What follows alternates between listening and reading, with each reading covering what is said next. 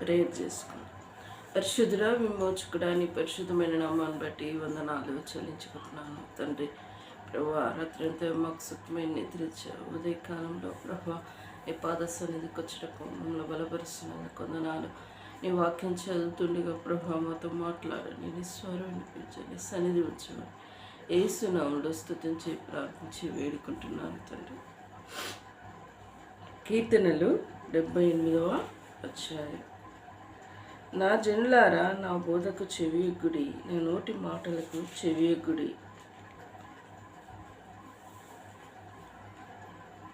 నోరు తెరిచి ఉపమానము చెప్పదను. పూర్వకాలపు నీ గుణవాక్యములు నేను తెలియజెప్పేదాను. మాకు తెలిసిన సంగతులను మా పితరులు మాకు వినిపించిన సంగతులను చెప్పేదని. యెహోవా స్తోత్ర క్రియలను, ఆయన బలము, ఆయన చేసిన ఆశ్చర్య కార్యములను దాచకుండా వాటిని వారి పిల్లలను మేము చెప్పేదాన్ని. రాగల తరములలో పుట్టవు పిల్లలు దాన్ని నెరుగునట్లు వారు లేచి తమ పిల్లలకు దానిని వివరించినట్లు మీరును దేవుని యందు నిరీక్షణ గలవారై దేవుని క్రియలను మరొక ఉండుడి. యథార్థ హృదయులు కాక దేవుని విషయమై స్థిర మనసు లేని వారై తమ ఇతరుల వాళ్ళే తిరుగులాడబడి ఉండక.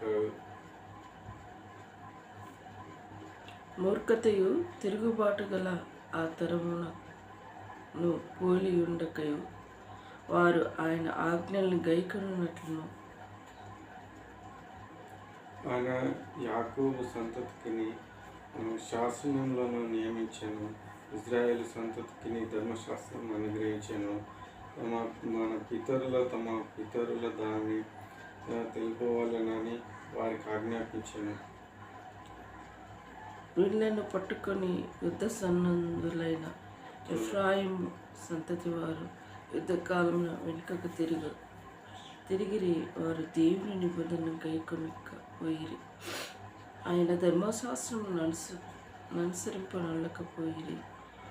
ఆయన క్రియలను, ఆయన వారికి చూపిన తన ఆశ్చర్య క్రియలను వారు మరిచిపోయిరి.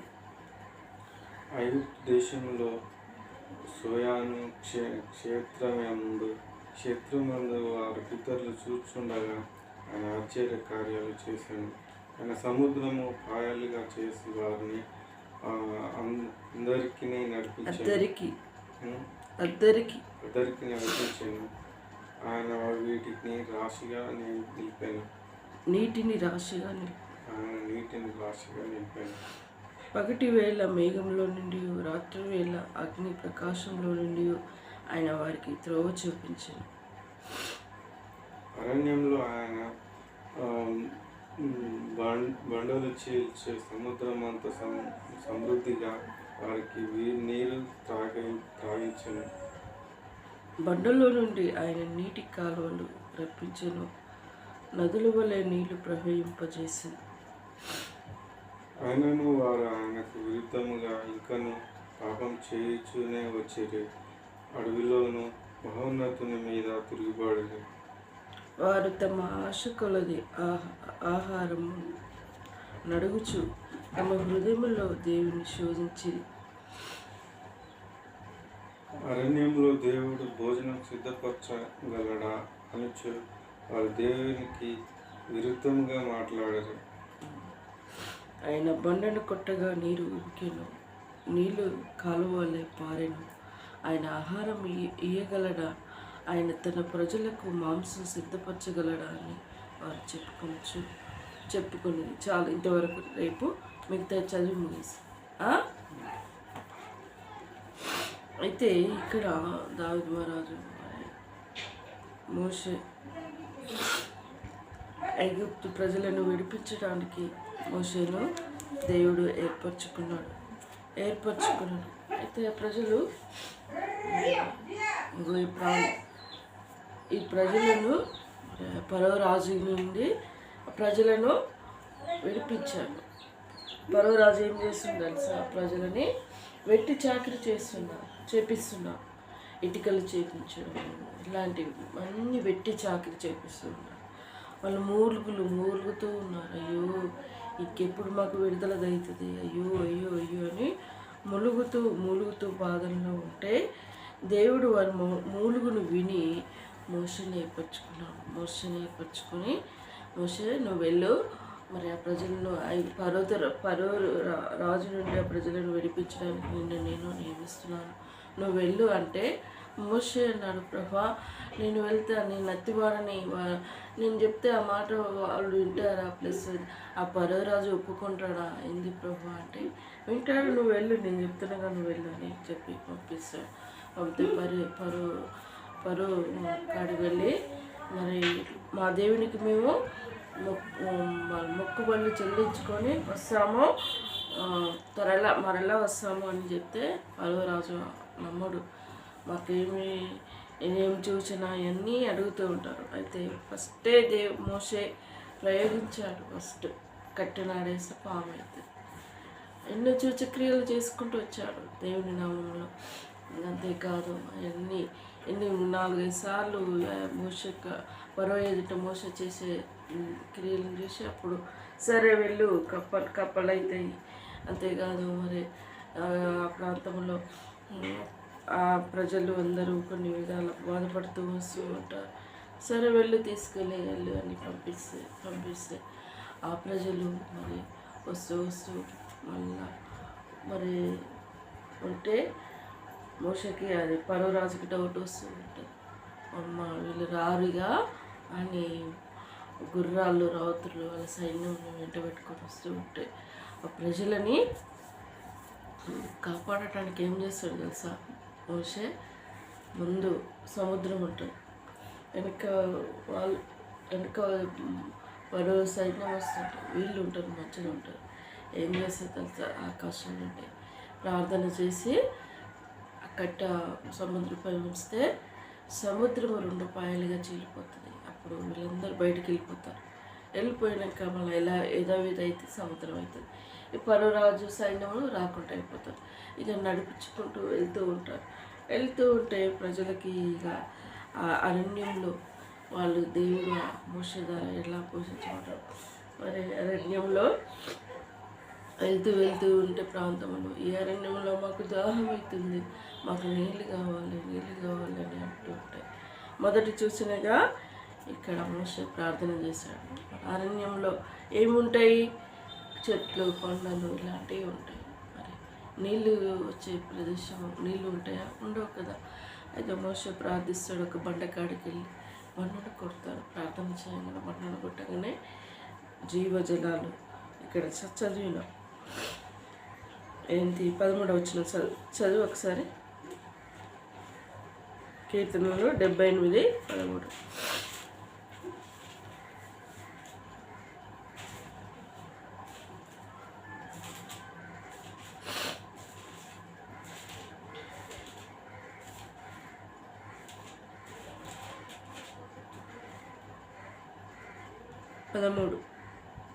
ఆయన సముద్రములను పాయలుగా చేసి వారిని అదరికి నడిపించాను, ఆయన వీటిని రాశిగా నిలిపాను. 14. పగటి వేళ మేఘంలో నుండి రాత్రి అంతయు అగ్ని ప్రకాశంలో నుండి ఆయన వారిని త్రోవ చేశాను. 15. త్రోవ చూపాను. ఆయన అరణ్యంలో ఆయన బండలు చీల్చి సముద్రమంత సమృద్ధిగా నీరుగా త్రాగించాను. బండని చీల్చి నీరుగా త్రాగి చూసావా, బండను మనం కొడితే వస్తాయని ఎట్లా వస్తాయో కానీ దేవుడు మోసకంత అతికి తెచ్చాడు. నువ్వు వెళ్ళు ఆ ప్రజలను విడిపించడానికి. మన ఇంట్లోనే మన కుటుంబంగా పోయినప్పుడు ఏం చేస్తుంటావు, సపోజ్ ఏదో పెళ్ళికో పిక్నిక్ ఏదో సంథింగ్ వెళ్ళినప్పుడే అన్నీ సమకూర్చుకుంటావు. ఎన్ని రోజులు అంటే అన్ని రోజులకి తిండి నీళ్ళు అంటే కొనుక్కుంటాము, అదే అలాంటి చేస్తాం, అన్నీ సమకూర్చుకొని పోతాం. మరి అంత పెద్ద ప్రజలకి మనం విడిపించి తీసుకొస్తుంటే ప్రజలకి దేవుడు మరి పగటిలో మేఘ స్తంభంగా, రాత్రిలో అగ్ని స్తంభంగా, వెలుతురుగా ఉండి మరి వెన్నెలు ఉన్నప్పుడు వెన్నెల వారికి కాపుదల వెలుగుగా ఉంటాయి. అగ్ని స్తంభంగా వెలుతురుగా ఉండి మరి కాపాడుకుంటూ వస్తూ ఉన్నారు. మరి దాహమైంది, బండను కొట్టి నీళ్ళను ప్రవహింపజేశాడు. అంతేకాదు ఇంకా మనం 21 వరకే 21 వరకే చదువుకున్నాం కాబట్టి వారికి ఆహారం కావాలని అడుగుతూ వస్తున్నారు. ఇవన్నీ చూసిన క్రియలు చేసిన వ్యక్తి అరణ్యంలో వారికి ఆహారం సిద్ధపరచలేడా? సిద్ధపరుస్తాడు. కానీ వారు అవిశ్వాసులుగా మిగిలిపోయారు. నమ్మకం లేదు. ఇవన్నీ చేసినాక మనకు ఆహారం ఇవ్వలేడా? బండను కొట్టిన బండ నుండి నీళ్ళు ఇచ్చాడే, మనకి ఇవ్వలేడా ఆహారం అని మనకు ఆలోచన లేకపోయింది. ఆహారం ఏం చేస్తుంది? మనం ఇంతమందికి తిండి నుంచి వస్తుంది ఆలోచిస్తున్నాం. దేవుడు ముందు వచనాల్లో ఉన్నాయి. ఆకాశం నుండి మోషే ప్రార్థన చేయంగా ఉదయం లేవగానే వాళ్ళు మన్నాను వారికి కావాల్సిన ఆహారాన్ని ఎత్తుకుంటారు. అవి ఎంత తీపిగా ఉంటుందట, తేనె కంటే మధురంగా ఉంటుందట.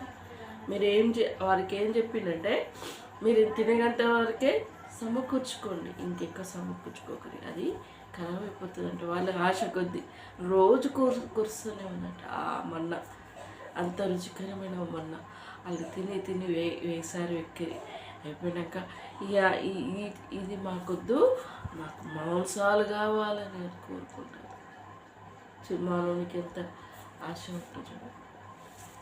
ఆశ అరే కానాలనే మంచి ప్రవేశంలో ప్రవేశించడానికి అందరినీ తొలుక్కొని పోతుంటే వాళ్ళు మరి అలా ప్రవర్తిస్తూ ఉంటారు. ఈనాడు కూడా దేవుని సువార్త ప్రకటించుకుంటూ వస్తున్నారు. అరే నాయన యేసుప్రభువుని నమ్ముకోరు నాయన, ఈ లోకంలో మరి నరకం అనేది ఉంటుంది నాయన అంటే వింటున్నారా? వినట్లేదు. ఇది కూడా ఉన్నది ఒకటి, వినట్లేదు. కానాను ప్రదేశంలోనికి ఇద్దరే ప్రవేశించారు. అంతమంది జనం రాలిపోయారు. ఇద్దరే మోషే తీసుకుపోయే ప్రదేశం ఇద్దరే పోయారు. చూసేవా? ఈనాడు కూడా అలానే ఉన్నాడు మనుష్యుడు. ప్రపంచానికి ఆయన రాజు వార్త ప్రకటించబడుకుంటూ వస్తుంది. నమ్మట్లేదు, నమ్మి విశ్వసిస్తలేదు. ఎన్నో విధాల అని ట్రోల్ చేస్తూ ఉంటున్నారు. మరి టీవీ ద్వారా ఇంకా యూట్యూబ్ ద్వారా ఇలా సెల్ ద్వారా కూడా ఆయన సువార్త ప్రకటింపబడుతూ నమ్మటానికి ఇష్టపడతాడు. నమ్ముడు నీ వలనైతే నమ్మవానికి సమస్యము సాధ్యమని దేవుడి వాక్యంలో సెలవించి నమ్మటానికి ఇష్టపడను. ఇంకే నీవేం గ్రహించగలవు ఆయన చేసే అద్భుతమైన కార్యాలు ప్రభా అని మనం మొరపెట్టుకుంటూ, దేవా సహాయపడవని మనం మొరపెట్టుకుంటూ మనకు ఆ వెతికి తెచ్చు. దేవుడు ఈ మాటలు దీవించి అవసరించినక ప్రార్థించుకుందాం. పరిశుద్ధుడా, విమోచకుడా, నీ పరిశుద్ధమైన నామాన్ని బట్టి వందనాలు. తిరిగి ఈ రోజు కోసం సిద్ధపరిచావు ప్రభా. మరి అరణ్య ప్రాంతంలో మరి నైనా మోషే ద్వారా దేవా మరి ఫరో రాజు కింద వెట్టి సాకిరి చేయాల్సిన ప్రజలని మోషేని నియమించుకొని ఆ ప్రజలను విడిపించావు. ఆ ప్రజల ప్రభా దేవా ఎన్నో విధాల నీ అద్భుతమైన కార్యములు మోషే నుండి చూశారు కానీ గ్రహించలేదు ప్రభా. సముద్రాన్ని పాయలుగా చేశారు. అంతేకాదు నాయన మరి ఫరో రాజుకు ఎదుట కూడా పంపించలేకుంటే అక్కడ కప్పలైనాయి. ఎన్నో విధాల మొదటి తొలిచూలు వాళ్ళు చనిపోయారు. ఫరో హృదయం మార్చబడినాక పంపించినాక ఫరోకి డౌట్ వచ్చింది. సముద్రాన్ని పాయలు చేశారు, 6 నెలలు నడిపించారు. అంతేకాదు ప్రభా వారికి దాహం అవుతుండే బండ నుండి నీళ్లను ప్రవహింపచేశారు. ప్రభా దేవానికి కొందనాలు. అంతమంది ప్రజలకి ఆకాశం నుండి మన్నాను కురిపించావు. ప్రభా నీకు కొందనాలు.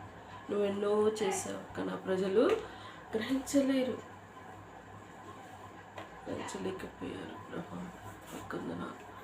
జీవం గల దేవుని ఎరిగి ఉండుట మాకు ఎంతో గొప్ప భాగ్యం. ఈనాడు సువార్త అనేది ఎన్నో విధాలు ప్రకటింపబడుతుంది, కానీ నమ్మట్లేదు ప్రభా. నీ ఉచితమైన కృప చేత నమ్మి విశ్వసించుటకు మాకిచ్చిన ఆధిక్యతను బట్టి వందనాలు. మా చుట్టే ఉన్నారు మా ఇరుగు పొరుగు ప్రాంత ప్రజలు, రక్షణ లేని చీకట్లో బ్రతుకుతున్న వారు అనేకులు ఉన్నారు నాయన. వారందరినీ నువ్వు రక్షించమని నీ పాద సన్నిధిలో వారు పెట్టుకుంటున్నాను ఎస్ఐ. యూట్యూబ్ ద్వారా మరి ఇన్స్టాగ్రామ్ ద్వారా మరి ఎంతోమంది ప్రియబిడ్డలు నీ సువార్త ప్రకటిస్తున్నారు నా దేవా. విని ఆలకించే హృదయాలుగా సిద్ధపరచమని ప్రార్థిస్తున్నాను. నమ్మి విశ్వసించే భాగ్యాన్ని దయచేయండి ప్రభా. నైనా మరి మత ద్వేషులు ఈ లోకంలో ఉన్నారు ప్రభా.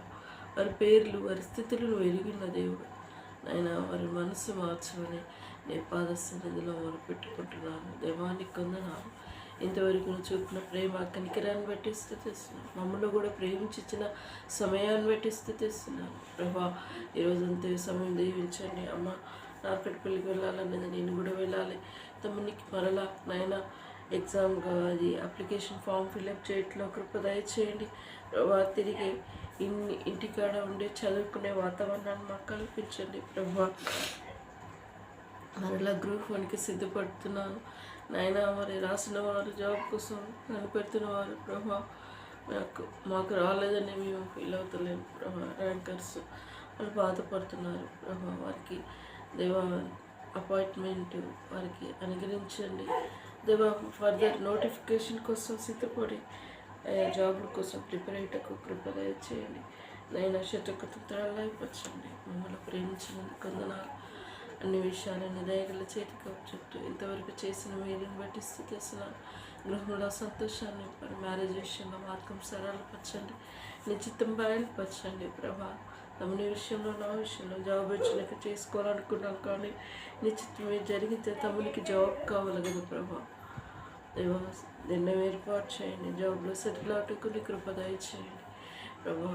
సహాయపడండి. గృహంలో సంతోషాన్ని నింపండి. అంధకార శక్తులు నజరేనే సునామంలో బంధిస్తూ ఇంతవరకు చేసిన మేలును బట్టి స్థుతిస్తూ నిరంజని నారిని జ్ఞాపకం చేసుకుంటూ ఈ బిడ్డ జాబ్ విషయంలో నేను ఏర్పాటు చేయండి ప్రభా. మా విషయంలో సహాయపడుతున్నాను స్థుతిస్తున్నాను. ఇక దేవా చిన్న విషయంలో తన భర్త విషయంలో సహాయపడండి దేవా. స్త్రీకి గృహంలో సంతోషాన్ని నింపమని కోరుకోండి.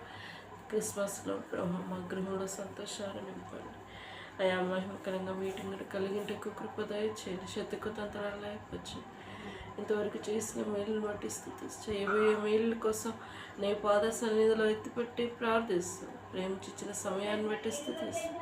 నన్ను తగ్గించుకుంటూ నీ నామం నిశ్చించుకుంటూ యేసు దివ్యమైన నామం అతి వినయంగా స్థుతించి ప్రార్థించి వేడుకుంటున్నాను తండ్రి. యేసు రక్తమే జయ, సెల్వ రక్తమే జయ, యేసు నవసం విజయం కలుగుగాక.